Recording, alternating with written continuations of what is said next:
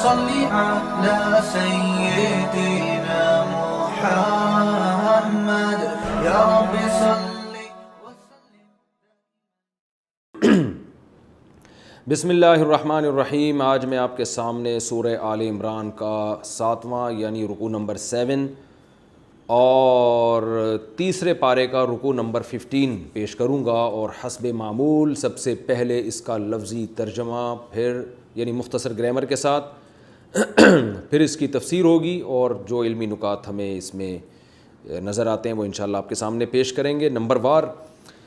اعوذ باللہ من الشیطان الرجیم. بسم اللہ الرحمن الرحیم. قل یا اہل الکتاب. قل کا معنی کہہ دیجئے، یا اہل الکتاب، اے کتاب والو، یعنی یہود و نصارہ. مراد اس آیت میں عیسائی ہیں. تعالو، آؤ. میں نے بتایا تھا کہ تعال عزت کے ساتھ جب کسی کو بلایا جاتا ہے تو تعال استعمال ہوتا ہے واحد کا صیغہ، اور جمع کے لیے تعالو. آؤ الی کلمتن، ایک ایسی بات کی طرف، سوائن جو برابر ہے، بیننا و بینکم، ہمارے اور تمہارے درمیان مشترک چیز ہے، اس کی طرف آ جاؤ. وہ کیا ہے؟ اللہ نعبد الا اللہ. اللہ اصل میں تھا ان لا، ان کا معنی کہ، لا کا معنی نہیں. اللہ نعبد، کہ ہم عبادت نہیں کریں گے، الا اللہ، مگر اللہ کی. ولا نشرک بہ شیئا، اور ہم اس کے ساتھ کسی کو شریک نہیں کریں گے. ولا یتخذ بعضنا، اور نہیں ٹھہرائے گا ہم میں سے بعض، بعضاً بعض کو، ارباباً، رب کی جمع ارباب آتی ہے، رب کا معنی معبود، رب، ہم میں سے بعض کو معبود نہیں بنائیں گے، من دون اللہ، اللہ کو چھوڑ کر. فَإِن تَوَلَّوْا، اگر یہ لوگ اعراض کریں، فَقُولُوا، تو ان سے کہہ دیجئے، اشہدوا، تم لوگ گواہ رہو، بِأَنَّا مسلمون، کہ بے شک ہم تو فرما بردار ہیں. بِأَنَّا اصل میں تھا بِأَنَّا نا، کہ ہم تو فرما بردار ہیں. یا اہل الکتاب، اے اہل کتاب، لیما تحاجون، لیما کا معنی وائے، کیوں. تحاجون اصل میں تھا تحاجیجون، باب مفعلہ، حجت بازی کرنا. تم کیوں حجت بازی کرتے ہو، فی ابراہیم، ابراہیم کے بارے میں.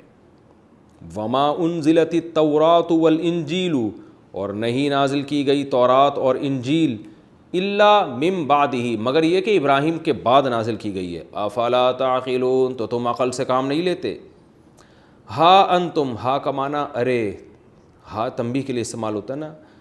ہا انتم، ارے تم، ہا اولائی، ایسے ہو، تم تو ایسے ہو، ہا اولائی شاید تم ایسے ہو، کیسے ہو، حاجج تم، کہ تم نے حجت بازی کی ہے، فی ما، اس چیز کے بارے میں، لکم، تمہارے لیے، بھی، اس چیز کا علم ہے. یعنی تم ایسے لوگ ہو کہ تم حجت بازی تم کر چکے ہو ہم سے ایسے معاملے میں جس کا تمہیں علم ہے.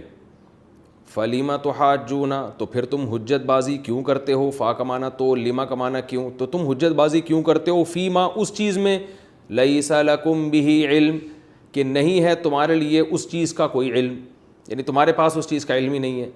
کیا مطلب؟ آسان ترجمہ یہ ہوگا کہ تم ایسے ہو کہ تم ایسی چیز میں تو حجت بازی کی تم نے جس کا تمہیں علم ہے. تو یہ بات تو سمجھ میں آتی ہے، جس کا علم ہو، دلیل ہو، اس پہ بحث کرنی چاہیے. لیکن ایسی چیز میں حجت بازی کیوں کر رہے ہو جس کا سرے سے تمہیں علم ہی نہیں ہے.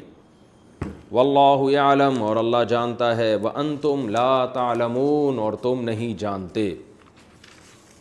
ما کان ابراہیم یہودیہ، نہیں تھے ابراہیم یہودی، ولا نصرانیا، اور نہ نصرانی یعنی عیسائی بھی نہیں تھے، ولیکن، لیکن وہ تھے، کانا، وہ تھے، حنیفاً، حنیف کئی دفعہ یہ میں ڈیفائن کر چکا ہوں. حنف کہتے ہیں میلان، ایک سائٹ کو، ایک طرف کو جانا. تو باطل چیز سے ہٹ کے جب انسان سیدھی طرف کو جاتا ہے تو اس کو حنیف کہا جاتا ہے، ایسے شخص کو. تو حنیفاً یعنی غلط چیزوں سے ہٹ کر سیدھے راستے پہ چلنے والے تھے. مسلماً، اور اللہ کے مکمل فرما بردار تھے. وما کان من المشرکین، اور ابراہیم علیہ السلام مشرکین میں سے نہیں تھے. ان اول الناس بابراہیم، بے شک سب سے زیادہ قریب ابراہیم کے. اولا کا معنی ہوتا ہے ولی، یلی کا معنی ہوتا ہے کسی سے ملا ہوا ہونا. ولی یلی، سمیع حسیب یحسب کی طرح، اور اولا ازربو کی طرح. ازربو دوسرے کے مقابلے میں زیادہ مارنے والا، تو اولا دوسرے کے مقابلے میں زیادہ قریب. ان اول الناس، لوگوں میں سب سے زیادہ قریب، یعنی لوگوں کے مقابلے میں لوگوں میں سب سے زیادہ قریب بھی ابراہیم کے، للذین، لام تاکید کے لیے ہے، اصل میں تھا الذین، البتہ وہ لوگ ہیں اتبعوہ، جنہوں نے فالو کیا ابراہیم کو، ابراہیم کے سب سے زیادہ حقدار، سب سے زیادہ قریب، تو حقدار بھی اس کا ترجمہ کر سکتے ہیں، سب سے زیادہ حقدار۔ آپ کہیں گے بھئی سب سے زیادہ کا ترجمہ میں کیوں کر رہا ہوں، کمپیریٹیو میں تو یہ ہوتا ہے دوسرے کے مقابلے میں، تو جب اصل میں یہاں اولن ناسی ہے نا، تو یہاں ہے لوگوں میں سب سے زیادہ، یعنی لوگوں کے مقابلے میں زیادہ حقدار، تو ظاہر ہے لوگوں کے مقابلے میں جو زیادہ ہوگا وہ سب سے زیادہ ہی ہوگا نا، تمام لوگوں کو اللہ نے ایک طرف رکھا ہے اور ان کے مقابلے میں کہا ہے کہ ان سے بیٹر، تو وہ سب سے بہتر ہی ہو جائے گا۔ تو لوگوں میں سب سے زیادہ قریب ابراہیم کے، للذین، البتہ وہ لوگ ہیں اتبعوہ، جو ابراہیم کو فالو کرتے ہیں، وہذا النبی، اور یہ نبی یعنی محمد صلی اللہ علیہ وسلم جن پر قرآن نازل ہو رہا ہے، یہ ہمیں بتایا جا رہا ہے، وہذا النبی، اور یہ نبی بھی سب سے زیادہ قریب ہیں ابراہیم کے، والذین آمنوا، اور وہ لوگ جو ایمان لائے ہیں یعنی مسلمین، یہ لوگ ابراہیم کے سب سے زیادہ قریب ہیں، واللہ ولی المؤمنین، اور اللہ مومنین کا دوست ہے۔ ود طائفۃ من اہل الکتاب، ود یود، سمع یسمع کی طرح اصل میں تھا ودید یودد، بارہا یہ لفظ آ چکا ہے، بہت زیادہ محبت کرنا، ودود قرآن میں ہے نا، ود اور ودت مؤنث کا صیغہ ہے، ود طائفۃ، چاہتی ہے ایک جماعت، من اہل الکتاب، اہل کتاب میں سے، لو یضلونکم، کہ کاش وہ تمہیں گمراہ کر دیں، اضل یضل، اضلل یضلل، اکرم یکرم کی طرح، اس کا معنی ہوتا ہے گمراہ کرنا، یضلون، کاش وہ گمراہ کر دیں، تم کو، وما یضلون، لیکن وہ گمراہ نہیں کریں گے، الا، مگر، انفسہم، اپنے ہی آپ کو، اصل میں اپنے ہی آپ کو گمراہ کر رہے ہیں، وما یشعرون، اور ان کو شعور نہیں ہے۔ یا اہل الکتاب، اے اہل کتاب، لم تکفرون بآیات اللہ، تم کیوں انکار کرتے ہو اللہ کی آیتوں کا، وانتم تشہدون، حالانکہ تم اقرار بھی کرتے ہو، گواہی بھی دیتے ہو، شہید یشہد کا معنی گواہی دینا، گواہی کہتے ہیں زبان سے اقرار، تو زبان سے اقرار بھی کرتے ہو۔ یا اہل الکتاب، اے اہل کتاب، لم تلبسون الحق بالباطل، کیوں تم، تلبسون، لبس یلبسو، معاملے کو ملتبس کر دینا، مشتبہ بنا دینا، حق اور باطل کو خلط ملط کر دینا، لم تلبسون الحق بالباطل، تم حق کو باطل کے ساتھ گڈمڈ کیوں کرتے ہو، وتکتمون الحق، اور حق کو چھپاتے کیوں ہو، وانتم تعلمون، حالانکہ تم جانتے ہو، کیا مطلب، یہ جانتے ہو کہ اس کی سزا کیا ہے، کتنا بڑا جرم ہے یہ، تو ایسا کام کیوں کرتے ہو۔ یہ اس رکوع کا لفظی ترجمہ اور مختصر گرامر ہو گئی، یہ رکوع ذرا مختصر بھی ہے۔ اب ہم اس کی تفسیر کی طرف چلتے ہیں۔ اہل نجران سے بات ہو رہی تھی اور عیسائیوں سے خطاب چل رہا تھا، تو یہ ان رکوع میں زیادہ تر خطاب عیسائیوں سے ہی ہے۔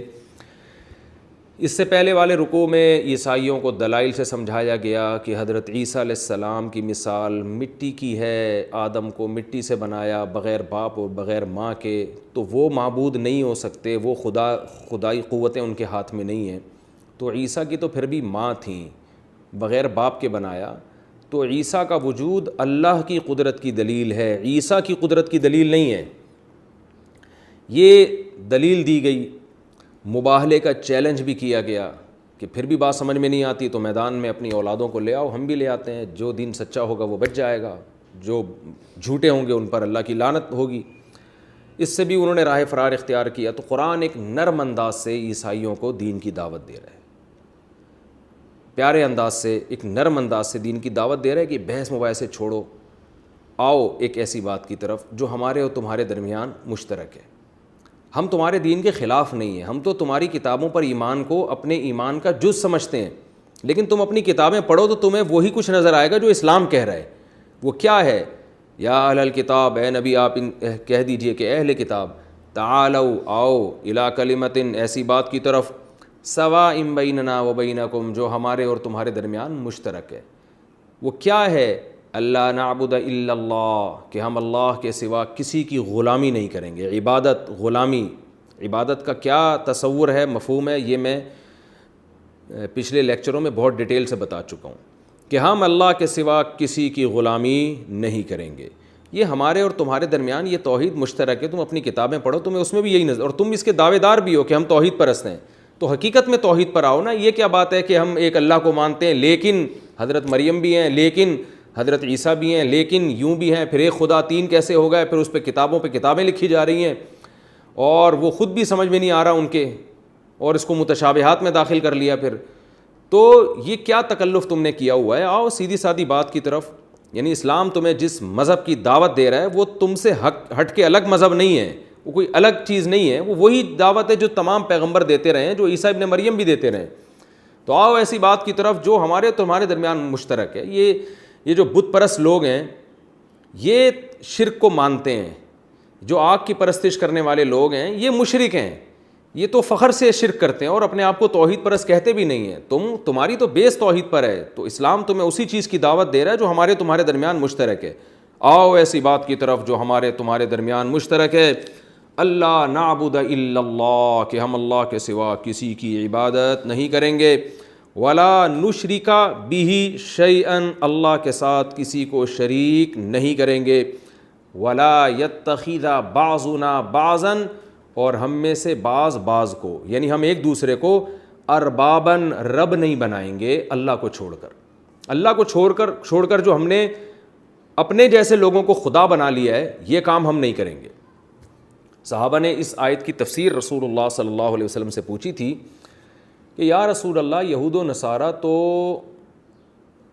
ایک دوسرے کو خدا نہیں کہتے تھے، اور وہ تو اللہ ہی کی توحید کے قائل تھے، اور عیسائیوں نے زیادہ سے زیادہ یہ کیا کہ عیسیٰ ابن مریم کو اللہ کا بیٹا بنا ڈالا، لیکن آپس میں ایک دوسرے کو تو وہ خدا نہیں کہتے تھے، تو اس آیت کا کیا مطلب ہے؟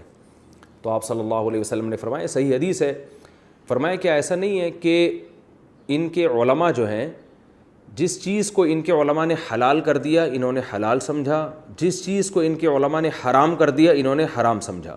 تو یہ جو حلال و حرام کا اختیار اپنے علماء کو دیا ہوا ہے انہوں نے، یعنی حدیث کا مفہوم میں بیان کر رہا ہوں، تو یہ خدا بنا نہیں ہے، حلال و حرام کا اختیار صرف اللہ کے پاس ہے، یہ کسی قوم کے مذہبی رہنماؤں کے پاس نہیں ہے۔ تو یہ مطلب ہے اس آیت کا کہ یہود و نصارہ نے جو اپنے پادریوں کو اور مذہبی رہنماؤں کو دین میں دخل اندازی کی اتنی اجازت دے رکھی ہے کہ پادری صاحب جس چیز کو حلال کر دیں وہ حلال اور جس چیز کو حرام کر دیں وہ حرام، تو یہ بھی خدا بنانے کے مترادف ہے۔ تو اس چیز سے بھی قرآن منع کر رہا ہے کہ حلال و حرام جو اللہ نے کیا ہے وہی ہے، آپ کو اپنی طرف سے نہ کسی چیز کو حلال کرنے کی اجازت نہ حرام کرنے کی اجازت۔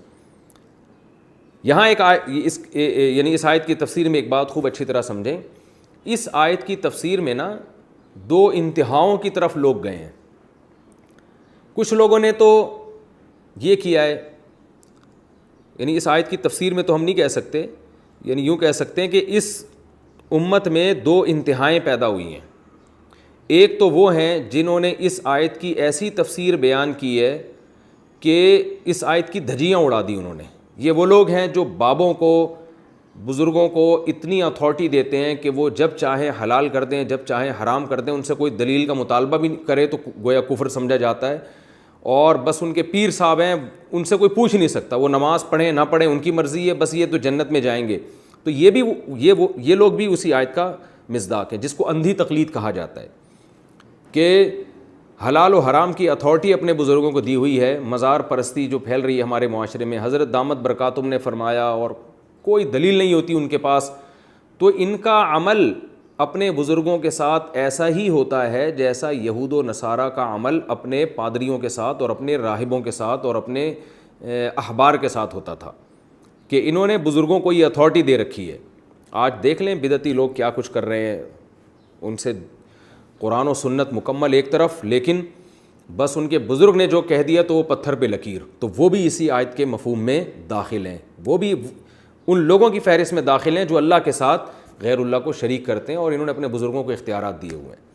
لیکن دوسری طرف ایک اور انتہا جو اس آیت کی غلط تفسیر کرتی ہے، وہ لوگ ہیں کہ جو لوگ مجتہدین کی تقلید کرتے ہیں، اس پر ان لوگوں پر یہ آیتیں فٹ کی جاتی ہیں کہ جناب آپ ابو حنیفہ رحمہ اللہ تعالیٰ کے قول کو فالو کر رہے ہو، آپ امام شافعی کو قول کو فالو کر رہے ہو، تو قرآن تو منع کر رہا ہے کہ حلال و حرام کا اختیار تو صرف اور صرف اللہ کے پاس ہے، تو ابو حنیفہ کے پاس تھوڑی اختیار آ گیا، امام شافعی کے پاس تھوڑی اختیار آ گیا، تو جو امت میں 99.9% لوگ جو ان چاروں فقہ میں سے کسی ایک کو فالو کر رہے ہیں، بعض لوگ یہ آیتیں اٹھا کے ان پہ بھی چشمہ کر دیتے ہیں اور ان پہ بھی شرک اور کفر کے فتوے لگاتے ہیں کہ یہ لوگ بھی اسی آیت کا مصداق ہیں، حالانکہ یہ اس آیت کا مصداق نہیں ہے۔ وجہ کیا ہے؟ نبی صلی اللہ علیہ وسلم نے یہود و نصارہ کے جن اکابرین کی برائی بیان کی ہے، یہ وہ بزرگ تھے جن کو یہود و نصارہ نے اتھارٹی دے رکھی تھی کہ یہ جب چاہیں کسی چیز کو حلال کر سکتے ہیں، جب چاہیں کسی چیز کو حرام کر سکتے ہیں۔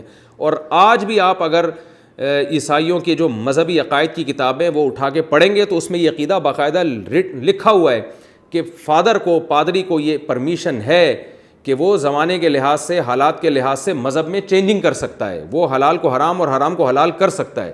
تو یہ آج بھی لکھا ہوا ہے۔ تو حلال و حرام بیان کرنا الگ چیز ہے، حلال کو حرام کر دینا اور حرام کو حلال کر دینا الگ چیز ہے۔ تو حلال کو حرام کرنا یا حرام کو حلال کرنے کی اتھارٹی صرف اللہ کے پاس ہے، یہ کسی کے پاس نہیں ہے۔ جبکہ مجتہدین کو جو فالو کیا جاتا ہے، اس لیے نہیں کہ ابو حنیفہ کو یہ اختیار حاصل ہے کہ وہ حلال کو حرام کر دیں یا حرام کو حلال کر دیں، بلکہ وہ ان مسائل میں فالو کیا جاتا ہے جو اختلافی مسائل ہیں۔ تو اختلافی مسائل میں ایک عامی آدمی کی ذمہ داری ہے کہ وہ اپنی رائے قائم کرنے کے بجائے اپنے سے زیادہ پڑھے لکھے پر، جس پر پوری امت نے اعتماد کیا ہو، اس کی رائے کو اپنی رائے پر ترجیح دے۔ تو ابو حنیفہ کو وہ حلال و حرام کرنے کی اتھارٹی نہیں دے رہا، بلکہ وہ یہ اتھارٹی دے رہا ہے کہ قرآن و سنت میں جہاں دلائل میں تعارض ہوگا، دونوں طرف دلائل ہوں گے، تو آپ مجھ سے زیادہ پڑھے لکھے ہیں، آپ نے صحابہ کے زمانے کو دیکھا ہے، آپ اگر کسی چیز کو یہ بتائیں گے کہ یہ حلال ہے تو میں اپنی رائے کو چھوڑ دوں گا، آپ کی رائے کو فالو کروں گا قرآن و سنت کو سمجھنے میں۔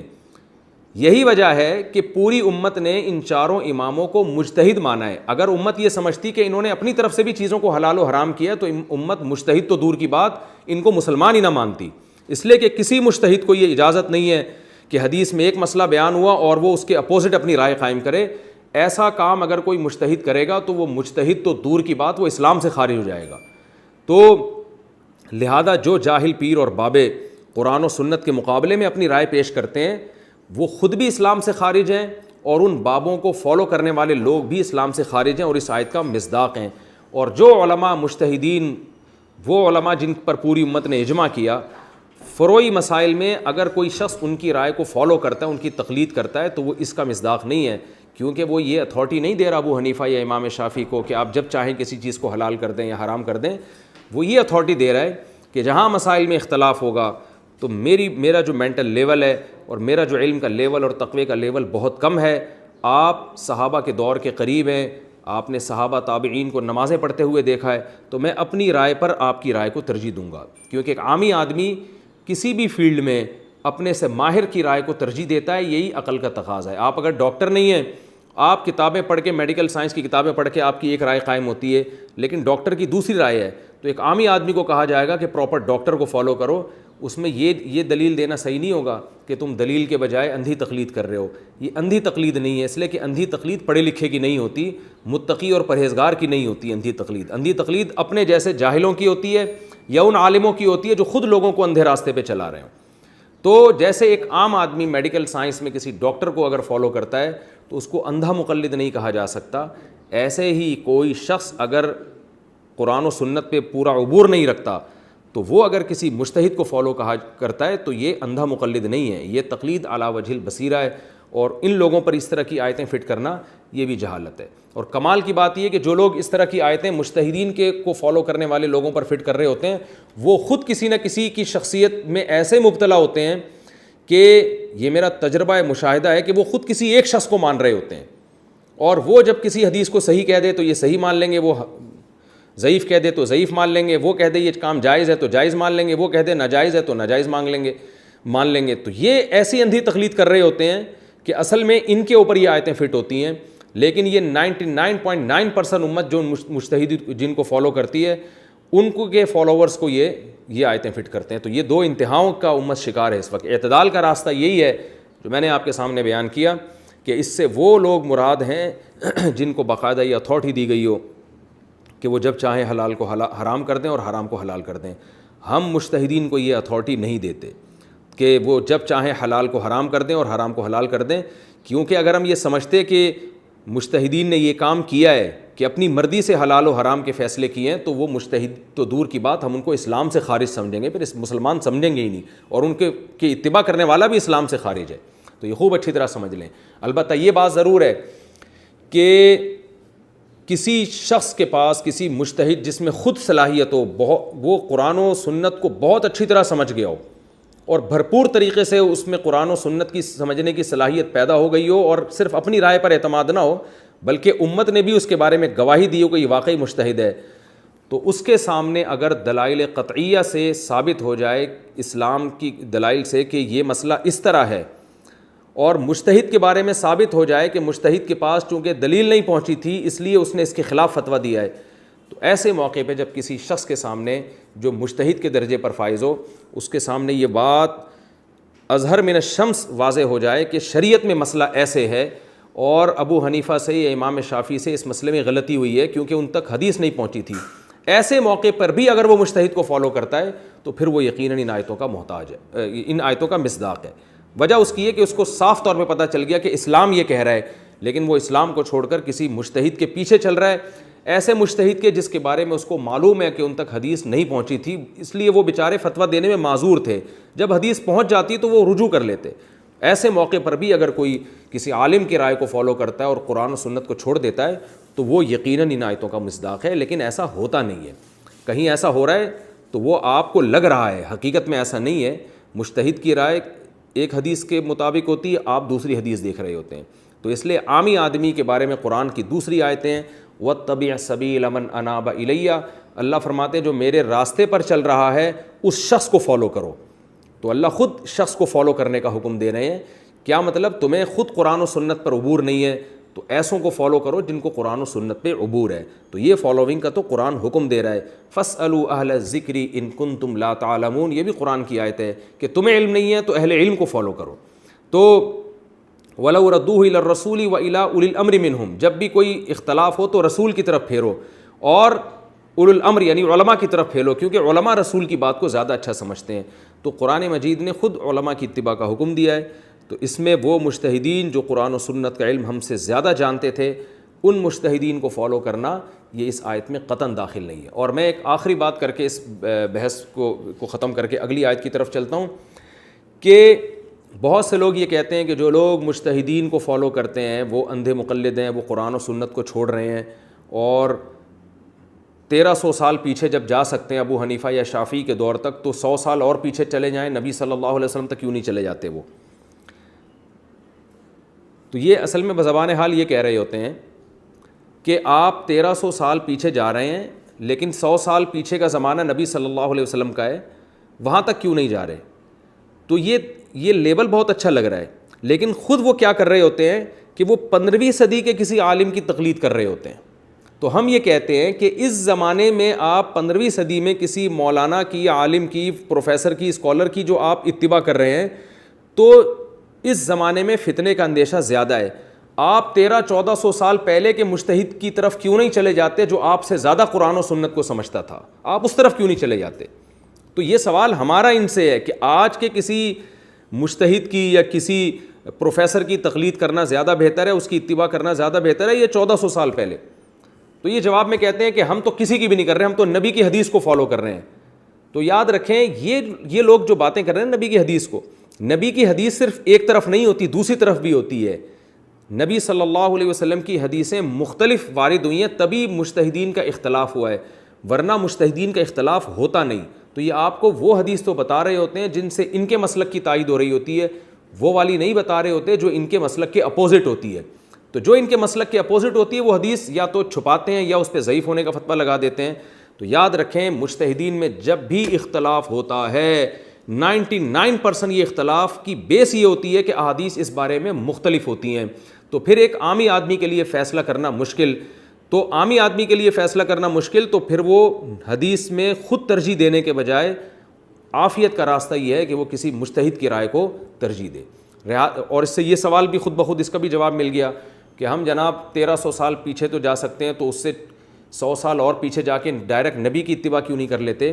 تو نبی کی اتباع ان احادیث میں تو آپ کے لیے براہ راست ممکن ہے جن میں 2 طرح کی حدیثیں نہیں ہیں، ایک ہی طرح کی حدیثیں ہیں، ان میں تو نبی ہی کی اتباع کی جاتی ہے. لیکن اگر حدیثیں دو طرح کی آ رہی ہیں، اس ایک حدیث سے پتہ چل رہا ہے یہ کام جائز ہے، ایک حدیث سے پتہ چل رہا ہے یہ کام ناجائز ہے، تو اس میں ترجیح کون سی حدیث کو دینی ہے اور کس میں تعویل کرنی ہے، اس کے لیے مجتہدین کی ضرورت پڑتی ہے کہ اس میں آپ اپنی رائے کو فالو کرنے کے بجائے، یعنی حدیث کی تشریح میں اپنی رائے کو فالو کرنے کے بجائے آپ کسی مجتہد کی رائے کو فالو کریں. تو یہ یعنی الفاظ کے بکھیڑے ہیں اور الفاظ کے خوشنما نعرے ہیں جس سے لوگوں کو بیوقوف بنایا جاتا ہے اور لوگوں کو یہ سمجھایا جاتا ہے کہ ہم تمہیں حدیث بتاتے ہیں اور یہ چاروں اماموں نے تو پتہ نہیں کیا کیا ہے. تو ایسا نہیں ہے. تو خوب سمجھ لیں کہ تقلید کن مسائل میں کی جاتی ہے، اس سے یہ مسئلہ واضح ہو جائے گا. عقائد میں تقلید نہیں ہوتی. قرآن و سنت میں عقیدے کے معاملے کو بہت وضاحت سے بیان کیا ہے، اس میں دائرہ قرآن و سنت کو فالو کیا جائے گا.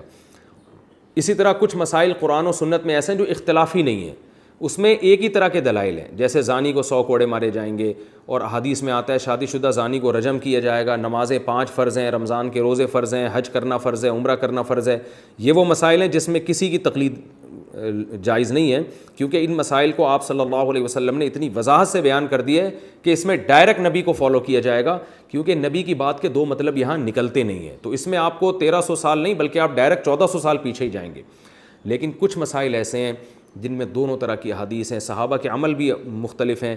مثال کے طور پر زور سے آمین کہنا، آہستہ آمین کہنا، یہ دونوں حدیثوں ثابت ہے. صحابہ سے بھی دونوں طرح کے عمل ثابت ہیں، زور سے آمین کہنا بھی، آہستہ آمین کہنا بھی.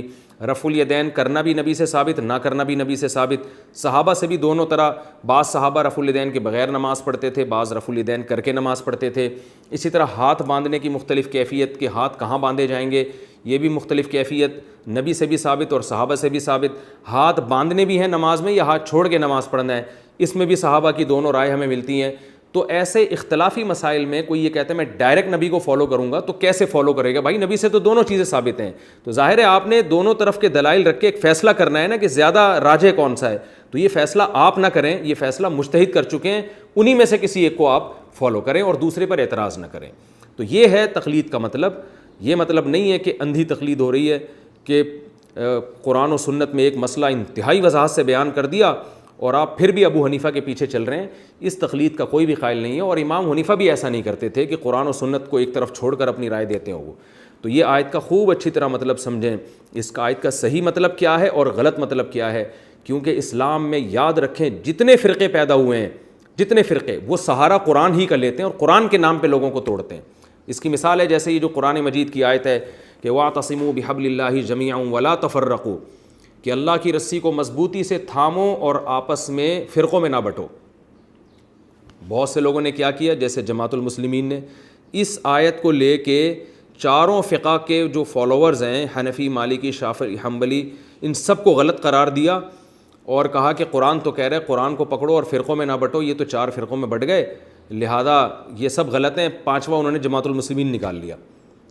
تو یہ بھی ہے کلمۃ حق ارید بہا الباطل. قرآن کی آیت صحیح ہے لیکن اس کا یہ مفہوم نہیں ہے جو آپ پیش کر رہے ہیں. قرآن کی آیت کا مفہوم کیا ہے کہ جو اس کا شان نزول ہے کہ 2 قبیلوں میں جنگ ہو رہی تھی عصبیت کی بیس پہ، تو قرآن نے کہا کہ قرآن کو لازم پکڑو. قرآن کہتا ہے مسلمان بھائی آپس میں لڑتے نہیں ہیں، تو ولا تتفرقوا، آپس میں فرقوں کا مطلب لڑائی مت کرو، دھڑوں میں مت بٹو، وہ دھڑے جن سے لڑائی پیدا ہوتی ہے یہ کام مت کرو. تو جماعت المسلمین نے کیا کیا کہ ایک اور دھڑا بنا کے امت کو لڑوا دیا کہ سارے غلط ہیں ہم صحیح ہیں، تو اس سے لڑائی بڑھ رہی ہے. تو آیت کی دھجیاں اڑائی جا رہی ہیں لیکن غلط مفہوم پیش کر کے اپنے آپ کو صحیح ثابت کیا جا رہا ہے. تو یہ جو فروعی اختلاف کی بیس پر مختلف فقہ وجود میں آئے ہیں یہ اس آیت میں داخل ہی نہیں ہے، کیونکہ فروعی اختلاف تو صحابہ کرام کے درمیان بھی موجود تھے. تو یہ ہے علم میں عمق اور گہرائی ختم ہو گئی ہے، بس کچھ الفاظ یاد کر کے لوگ چشمہ کر دیتے ہیں. تو میں اب اس آیت کا مفہوم خلاصے کے طور پر بیان کرتا ہوں کیونکہ یہ آیت بہت امپورٹنٹ ہے. اس میں وہ لوگ جو اپنے پیروں کو، مرشدوں کو اتنا بڑا بنا دیتے ہیں کہ قرآن و سنت ایک طرف، اور جو ہمارے حضرت جی نے کہا ان کو کیونکہ الہام ہوتا ہے، ان کا اللہ سے ڈائریکٹ کوئی لنک ہے، یہ زیادہ یعنی یہ جو بات کہتے ہیں تو غلط ہی نہیں ہوتی. اور ان کی ہر غلط بات جو 100% غلط ہو اس کی تعویل در تعویل کر کے ان کو صحیح قرار دینے کی کوشش کرنا، جو یہ کام کرے گا وہ اس آیت کی فہرست میں داخل ہوگا. فَإِن تَوَلَّوْا فَقُولُوا اشْهَدُوا بِأَنَّا مُسْلِمُونَ. اللہ نے فرمایا کہ اہل کتاب ہم نے تمہیں دعوت دی ہے کہ آؤ ایسے کلمے کی طرف جو ہمارے اور تمہارے درمیان مشترک ہے، وہ ہے توحید. تو تم نے اپنے پادریوں کو جو اتھارٹی دے رکھی ہے نا کہ وہ جب چاہیں حلال کر دیں جب چاہیں حرام کر دیں, یہ اتھارٹی ان سے چھینو. ان کا کام ہے حلال کو حلال بیان کرنا. بیان کرنے میں ان کو فالو کر سکتے ہو کیونکہ یہ تم سے زیادہ پڑھے لکھے ہیں, تم سے زیادہ تورات اور انجیل کو جانتے ہیں. تو یہ اتھارٹی ان کے پاس نہیں ہے. وہ علم کی بیس پر اگر کوئی بات کرتے ہیں تو وہ بات ٹھیک ہے, لیکن یہ اتھارٹی ان کو دے دینا یہ 100% غلط ہے. اور یہ آج بھی کسی کے پاس اتھارٹی نہیں ہے, جیسے کہ بدعتیوں نے اپنے پیر بنائے ہوئے ہیں اور وہ کرتے رہتے ہیں. فَإِن تَوَلَّوْا فَقُولُوا اشْهَدُوا بِأَنَّا مُسْلِمُونَ. اگر یہ اعراض کریں تو ان سے کہہ دیں کہ تم گواہ رہو, ہم بہرحال اسلام پر قائم ہیں اور ہم تمہارے نہ آنے سے ہم اسلام نہیں چھوڑیں گے. یا اہل الکتاب لم تحاجون فی ابراہیم وما انزلت التوراۃ والانجیل الا من بعد. یہود و نصارہ یہ بھی کہتے تھے کہ یہ مسلمان تو بعد میں پیدا ہوئے ہیں, ابراہیم علیہ السلام تو ہمارے ہیں, ہم ابراہیم علیہ السلام کے دین پر ہیں. ان مسلمانوں کا ابراہیم علیہ السلام سے کیا تعلق, کیونکہ یہ تو مکہ میں رہتے ہیں اور مشرکین مکہ تو پیغمبروں کے سلسلے کو مانتے ہی نہیں. ابراہیم علیہ السلام کے بعد سے تو اسماعیل علیہ السلام کے بعد سے تو ان میں کوئی نبی نہیں آیا. ہمارے پاس تو ہزاروں پیغمبر آئے ہیں اور یہ سارے ابراہیم علیہ السلام کی اولادوں میں ہیں. ابراہیم علیہ السلام کی حیثیت ایسی تھی جن کو سب مانتے تھے, یہودی بھی, عیسائی بھی اور مشرکین مکہ بھی. لیکن چونکہ اہل کتاب کے پاس علم تھا اور وہ ابراہیم علیہ السلام کے دین کے نسبتاً قریب تھے, لہذا وہ یہ دعویٰ کیا کرتے تھے کہ یہ مسلمانوں نے اپنے آپ کو کب سے ابراہیم علیہ السلام کے فالوورز میں داخل کر لیا ہے. ابراہیم تو ہمارے مذہبی رہنما ہیں, یہودی بھی کہتے تھے اور عیسائی بھی کہتے تھے, کیونکہ حضرت موسیٰ, حضرت داؤد, یہ سارے حضرت ابراہیم علیہ السلام کی اولاد میں پیدا ہوئے ہیں. تو قرآن نے اس پر جواب دیا کہ یہ تمہارا دعویٰ غلط ہے, ابراہیم تمہارے نہیں ہیں بلکہ ابراہیم مسلمانوں کے ہیں. وجہ کیا ہے کہ ابراہیم علیہ السلام کا جو توحید والا عقیدہ تھا وہ بھی مسلمان اس کو فالو کر رہے ہیں, اور ابراہیم علیہ السلام کی اصل شریعت کیا تھی, اپنے آپ کو مکمل اللہ کے حوالے کر دینا. تو یہ صفت بھی مسلمانوں میں ہے, تمہارے اندر نہیں ہے. اس لیے اہل کتاب سے خطاب کیا گیا, یا اہل الکتاب, اہل کتاب, لم تحاجون فی ابراہیم, تم ابراہیم کے بارے میں ہم سے بحث کیوں کرتے ہو. وما انزلت التوراۃ والانجیل الا من بعد, تورات اور انجیل تو ابراہیم علیہ السلام کے بعد نازل ہوئی ہے, تو ابراہیم علیہ السلام یہودی یا عیسائی کیسے ہو سکتے ہیں. یہود و نصارہ یہ بھی کہتے تھے کہ ہمارا جو مذہب ہے نا, جن تفصیلات کے ساتھ, یہ پوری تفصیلات کے ساتھ ابراہیم علیہ السلام انہی جزیات کے ساتھ مذہب پہ عمل کرتے تھے, لہذا عملاً وہ بھی یہودی تھے. یہودی یہ کہتے تھے, اور عیسائی کہتے تھے پریکٹیکلی حضرت ابراہیم علیہ السلام عیسائی تھے, کیونکہ جو عیسائی مذہب ہے, جو انجیل میں جو مسائل لکھے ہوئے ہیں وہ پورے مسائل پر ابراہیم علیہ السلام عمل کرتے تھے, لہذا وہ عملاً عیسائی ہی تھے. تو قرآن کہہ رہا ہے بھائی تمہاری شریعت بعد میں نازل ہوئی ہے, تورات اور انجیل, تو اس کے جو احکام ہیں وہ ابراہیم علیہ السلام کو جو احکام دیے گئے تھے وہ اس سے تھوڑے ڈیفرنٹ تھے, کیونکہ ہر نبی میں کچھ فروعی مسائل تبدیل کر دیے جاتے تھے زمانے کے لحاظ سے. تو ان کو یہودی یا عیسائی کہنا یہ تو حماقت ہے, کیونکہ یہودیت اور عیسائیت تو بعد میں نازل ہوئی ہے. یہودیت آئی ہے تورات کے بعد اور عیسائیت آئی ہے انجیل کے بعد. تو ابراہیم علیہ السلام کو تم یہودی یا عیسائی کیسے کہہ سکتے ہو, تو اپنے کھاتے میں کس بیس پہ ڈال رہے ہو. اس لیے اللہ نے فرمایا کہ تم کیسے ابراہیم کے بارے میں حجت بازی کرتے ہو, حالانکہ تورات اور انجیل تو بعد میں نازل ہوئی ہے. افلا تعقلون, کیا تم عقل سے کام نہیں لیتے. ہاں تم ہؤلاء حاججتم فیما لکم بعلم, تم ایسے لوگ ہو کہ اس چیز میں حجت بازی کی تم نے جس کا تمہیں علم ہے, دلیل ہے, تو یہ تو بات سمجھ میں آتی ہے. لیکن فلم تحاجون فیما لیس لکم بعلم, جس چیز کی تمہارے پاس دلیل ہی نہیں ہے اس میں کیسے تم حجت بازی کرتے ہو. تمہیں کیا پتہ ابراہیم کیا تھے, تم یہ کہہ دو ہمیں نہیں پتہ ابراہیم علیہ السلام کا مذہب کون سا تھا, مگر کم از کم یہ تو نہ کہو کہ یہودی یا عیسائی تھے وہ, کیونکہ اس کا تو تمہیں علم ہی نہیں ہے کہ وہ کیا تھے. تو ایسی چیز جس کا تمہیں علم ہے اس میں تم نے جو حجت بازی کی ہے وہ ٹھیک ہے. کیا مطلب, تم حضرت عیسیٰ کو اللہ کا پیغمبر ثابت کرنے کی کوشش کرتے ہو, ٹھیک ہے. تم حضرت عیسیٰ علیہ السلام کے معجزوں کا تذکرہ کرتے ہو, یہ اس کا تمہیں علم ہے, تمہاری کتابوں میں تواتر کے ساتھ چلا آ رہا ہے, یہ ٹھیک ہے, یہ ہم بھی مانتے ہیں. لیکن ایسی چیز جس کا تمہیں علم ہی نہیں ہے, ابراہیم تو ان سے بہت پہلے سے گزرے, ان کے پاس تو ان کی تو تعلیمات تمہارے پاس پورے طور پر محفوظ ہی نہیں ہے, تو تم کیسے ان کے بارے میں بحث کر رہے ہو. واللہ یعلم وانتم لا تعلمون, اللہ جانتا ہے تم نہیں جانتے. پھر آگے اللہ نے صاف طور پہ فرمایا ما کان ابراہیم یہودیا ولا نصرانیا, اس خوش فہمی میں مت رہو, ابراہیم علیہ السلام نہ تو یہودی تھے اور نہ عیسائی تھے, ولکن کان حنیفا, ایک صفت تھی ان کے اندر کہ وہ حنیف کا مطلب ان کی یہ نیچر تھی کہ وہ ہر باطل چیز سے منہ موڑ کر سیدھے راستے پہ چلتے تھے. مسلمن اسلام کہتے ہیں فرما برداری, اور انہوں نے مکمل اپنے آپ کو اللہ کے سپرد کیا ہوا تھا. تو یہ کوالٹی اپنے اندر پیدا کرو, تو پھر تم اپنے آپ کو کہہ سکتے ہو کہ ہم ابراہیم کو مانتے ہیں اور ابراہیم کے دین پر ہیں. تو یہ کوالٹی مسلمانوں میں ملے گی, تمہیں محمد صلی اللہ علیہ وسلم میں ملے گی. جیسے جیسے ان کو آرڈر کیا جا رہا ہے وہ اس آرڈر پر عمل کر رہے ہیں. تو اس لحاظ سے ابراہیم علیہ السلام مسلم تھے اور مسلمان ان کے زیادہ قریب ہیں. تم چونکہ اللہ کے حکام کو تم نے تو تورات اور انجیل پر صحیح طرح عمل نہیں کیا, تو تم اپنے آپ کو ابراہیم کی فہرست میں داخل نہیں کر سکتے. وما کان من المشرکین, اور عقیدہ ابراہیم کا یہ تھا کہ وہ مشرکین میں سے نہیں تھے, جبکہ تم تو شرک کرتے ہو. آگے اللہ نے یہ دلائل دینے کے بعد بتا دیا کہ اس جو معیار ہم نے بتایا ہے اس معیار کے مطابق سب سے زیادہ ابراہیم کے قریب اور ابراہیم کے حقدار وہ مسلمان ہیں. وہ یہ دعویٰ کر سکتے ہیں کہ ابراہیم ہمارے ہیں, کیونکہ یہ صحیح معنوں میں حضرت ابراہیم کی تعلیمات کو فالو کرتے ہیں. اس لیے اللہ نے فرمایا انا اولى الناس بابراہیم للذین اتبعوہ, بے شک ابراہیم کے سب سے زیادہ حقدار اور قریب وہ لوگ ہیں جو ابراہیم کو فالو کرتے ہیں. تو جو حقیقی معنوں میں حضرت ابراہیم کو جن لوگوں نے فالو کیا ان سالوں میں, ان صدیوں میں, تو وہ ہیں وہذا النبی, اور یہ جو نبی ہیں محمد صلی اللہ علیہ وسلم. اللہ گویا اشارہ کر کے کہہ رہے ہیں یہ نبی ہیں اصل جو ابراہیم کے حقدار ہیں. والذین آمنوا, اور وہ لوگ جو ایمان لانے والے ہیں یعنی مؤمنین, یہ لوگ ہیں ابراہیم علیہ السلام کے اصل فالوورز. واللہ ولی المؤمنین, اور اللہ ایسے مومنین کا دوست ہے. ود طائفۃ من اہل الکتاب لو یضلونکم, اللہ صحابہ کو بھی تسلی دے رہے ہیں کہ یہ جو اہل کتاب میں ایک جماعت ہے نا, یہ چاہتے ہیں کہ تمہیں گمراہ کر دیں, ایسے فضول دلائل دے دے کے تمہیں گمراہ کر رہے ہیں. وما یضلون الا انفسهم, لیکن انہیں شعور نہیں ہے کہ اصل میں یہ اپنے آپ کو ہی گمراہ کر رہے ہیں. یعنی حق سے اور یہ تمہیں گمراہ کرنے کے چکر میں یہ ضد اور عناد میں حق سے اور دور ہوتے چلے جا رہے ہیں. وما یشعرون, لیکن ان کو شعور نہیں ہے. پھر آگے اللہ دوبارہ اہل کتاب سے بڑے نرم انداز میں ہم کلام ہوتے ہیں. یا اہل الکتاب, اے اہل کتاب بحث چھوڑو, لما تکفرون بآیات اللہ, اللہ کی آیات کا تم کیوں انکار کرتے ہو. وانتم تشہدون, تم تو اقرار بھی کرتے ہو. یعنی تم خود اپنی نجی محفلوں میں تورات اور انجیل کی آیتیں پیش کر کے بتاتے تھے کہ نبی آنے والا ہے, آخری نبی ہوگا, یہ علامتیں ہوں گی, اور اب بھی چھپ کے نجی محفلوں میں اقرار زبان سے بھی کر لیتے ہو. تو زبان سے ماننے کے باوجود بھی تم سامنے آ کے پھر نبی صلی اللہ علیہ وسلم کا انکار کیوں کرتے ہو. وانتم تشہدون, تم تو خود اقراری ہو اس بات کے. یا اہل الکتاب, اے اہل کتاب, لما تلبسون الحق بالباطل, تم حق اور باطل میں اشتباہ پیدا کیوں کرتے ہو. وتکتمون الحق, اور حق کو چھپاتے کیوں ہو. وانتم تعلمون, حالانکہ تم جانتے بھی ہو کہ یہ بہت بری حرکت ہے. تو حق کو کھلے عام بیان کیوں نہیں, گول مول گڈمڈ کیوں کرتے ہو.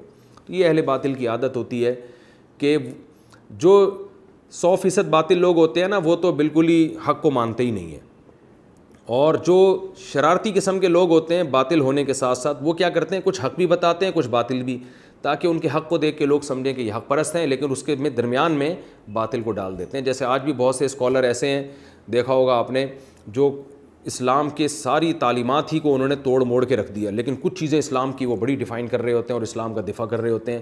تو اس سے لوگ سمجھتے ہیں کہ بڑے نیک لوگ ہیں, حق پرست ہیں, دیکھو اسلام کی تعریفیں کر رہے ہیں, لیکن اسلام کے بنیادی حکام کی جڑیں کھوکھلی کر دیتے ہیں وہ. تو یہ ہے حق اور باطل میں خلط ملط کر دینا. تو اللہ فرماتے ہیں حق کو باطل کے ساتھ خلط مت کرو, یعنی حق کو ایسے بیان مت کرو کہ باطل کو ایسے بیان نہ کرو کہ وہ تمہیں حق لگنے لگے. تو یہ کام مت کیا کرو. یہ رکو ہمارا تفسیر کے لحاظ سے کمپلیٹ ہو گیا. اس میں جو علمی نکات ملتے ہیں وہ انشاءاللہ اگلے ایپیسوڈ میں بیان کر کے پھر میں اگلے رکوع کی طرف چلوں گا.